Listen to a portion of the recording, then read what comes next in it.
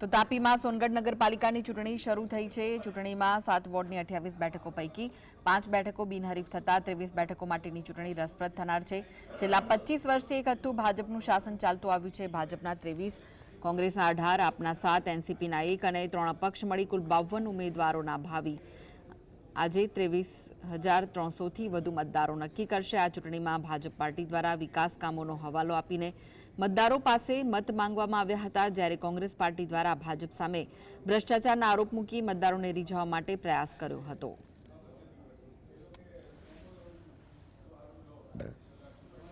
સોનગઢ નગરપાલિકાની સામાન્ય ચૂંટણીમાં આજે મેં મારા પરિવાર સાથે વિકાસના મુદ્દાને ધ્યાનમાં રાખીને સોનગઢ નગરનો વિકાસ કરી શકે એવા ઉમેદવારો માટે મતદાન કર્યું છે અને સોનગઢ નગરની જનતા અને યુવાનોને, ખાસ કરીને યુવાનોને હું આગ્રહ કરું છું કે વિકાસના મુદ્દાને ધ્યાનમાં રાખીને અને સોનગઢ નગરની ચૂંટણી હોય દરેક મતદાર પોતાના મતદાનનો ઉપયોગ કરી અને વધુમાં વધુ મતદાન કરે એવી હું અપીલ કરું છું।